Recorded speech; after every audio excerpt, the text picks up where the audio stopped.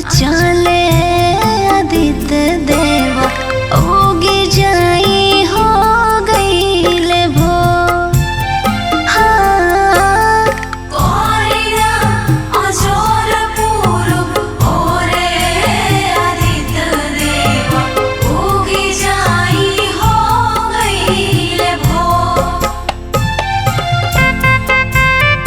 जय छठी माँ, जय छठी माँ,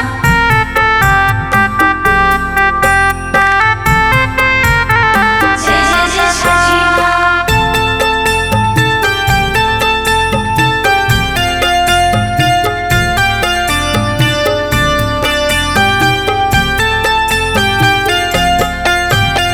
सेवा में लगोइले बानी पूरा तान मनवा, जगत के स्वामी रे धइले बानी ध्यानवा।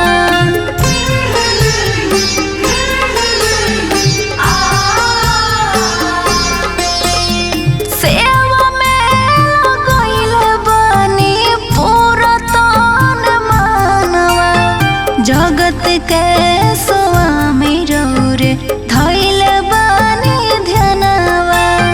भगति विनय कर कठोरे